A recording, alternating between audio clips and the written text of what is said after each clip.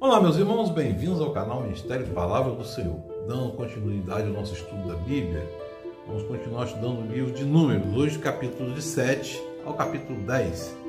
No capítulo 7, meu irmão, começa falando sobre a dedicação do tabernáculo, né? Quando Moisés acabou de armar o tabernáculo, ele o ungiu e o consagrou juntamente com todos os seus utensílios. Consagrou também o altar com todos os seus utensílios. Então a gente vê aqui que Moisés era o profeta chamado por Deus para a consagração do altar, né? Com tudo dentro. Consagração do tabernáculo, do altar do tabernáculo, com tudo dentro, utensílios e tudo, né? Porque era uma forma de adoração e você não podia adorar a Deus de qualquer maneira. Na verdade, e lembrar que acabou de armar o tabernáculo, lembrar que o tabernáculo era uma tenda, né? E aí, os líderes e os chefes das famílias, que eram líderes das tribos encarregados do recenseamento, trouxeram ofertas ao tabernáculo, trouxeram as dádivas ao Senhor, 6 carroças cobertas, 12 bois, um boi de cada líder, uma carroça de cada 2 líderes, para apresentarem diante do tabernáculo. Meu irmão, minha irmã, a gente vê esse povo no deserto e nada falta para esse povo. Isso é a provisão de Deus, é a previdência divina. Nada falta e eles continuam reclamando da natureza humana, né? Interessante que a providência divina esteve o tempo todo ali com eles. O Senhor diz a Moisés: aceite as ofertas deles para que sejam usadas no trabalho da tenda de encontro. Entregue aos levitas conforme exigir o trabalho de cada homem. Então, você está vendo que os levitas eram responsáveis, né? Conforme já disse. Os levitas eram responsáveis, né? E aí cada um vai trazendo lá a sua oferta. No primeiro dia, Naasson, filho de Aminadab, da tribo de Judá, trouxe sua oferta. A oferta dele foi um prato de prata de 1,560 kg, bacia de prata para as aspersões de 840 gramas. Você vê que eram ofertas, né? E tudo isso representava também, além da santidade, a realeza de Deus. Deus era o Senhor, era o governante daquele povo ali, né? E assim sucessivamente. Natanael, no segundo dia, líder de Issacar, trouxe sua oferta, um prato de prata de 560 gramas, de 1,560 kg. No terceiro dia, Eliabe, da tribo de Zebulon, trouxe.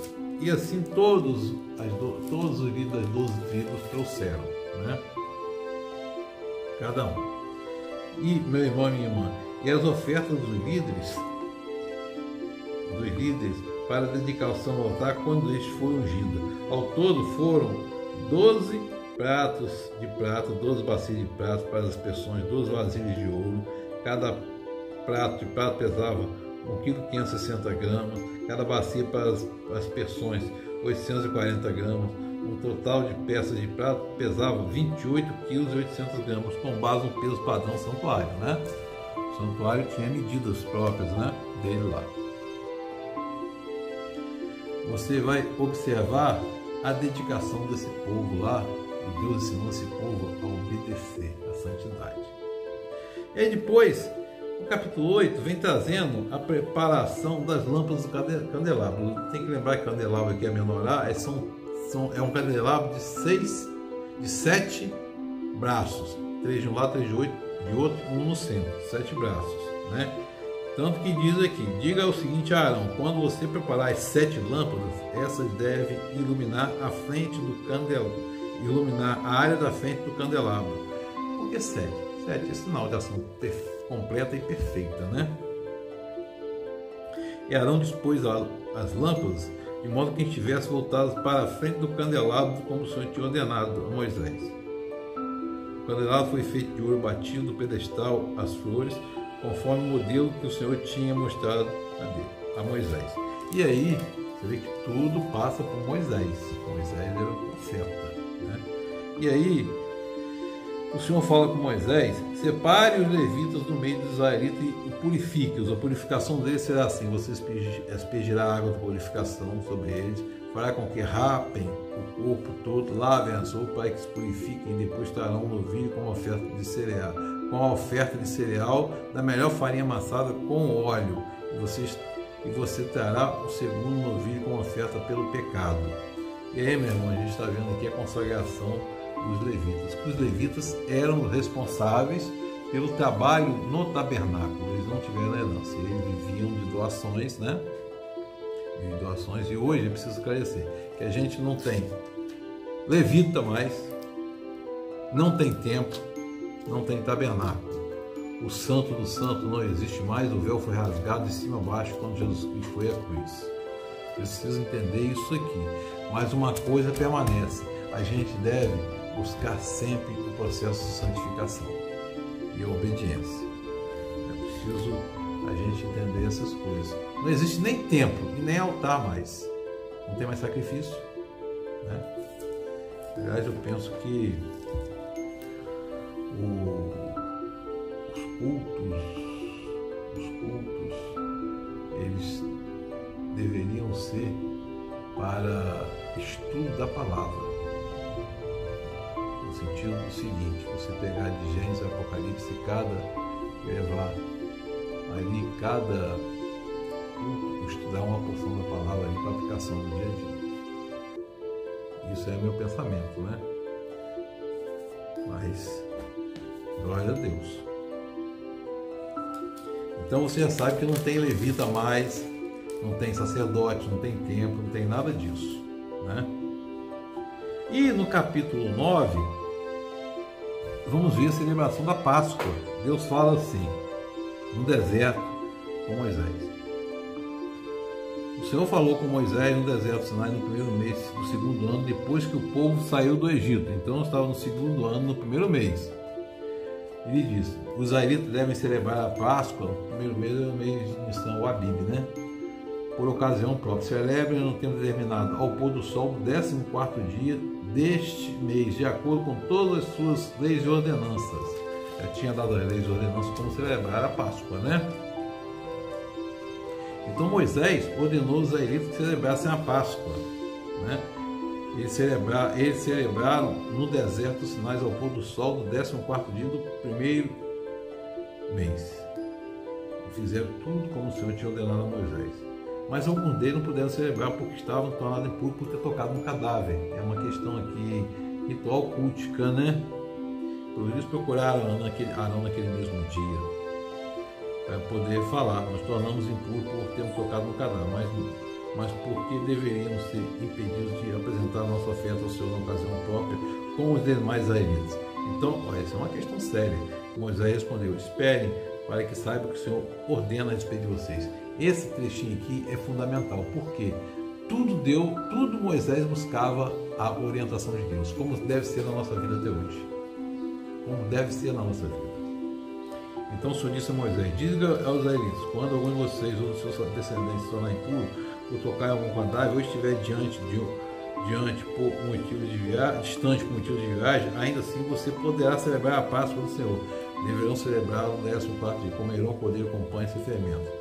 Então, você vê aqui que o Senhor não exclui ninguém. O Senhor não exclui ninguém. Isso é maravilhoso, né? Porque tanto aqui como a cruz, a Páscoa era para todos, celebrava a libertação, Pessah, celebrava a libertação, e a cruz é para todos, né? Então você deve rejeitar o perdão da cruz, né? E aí, meu irmão, interessante que no dia que o tabernáculo é armado, a nuvem cobre o tabernáculo, e quando a nuvem andava, eles amavam o tabernáculo e andavam também. Então eles eram obedientes a Deus, não seguir viagem ou não. Interessante a gente observar isso, né?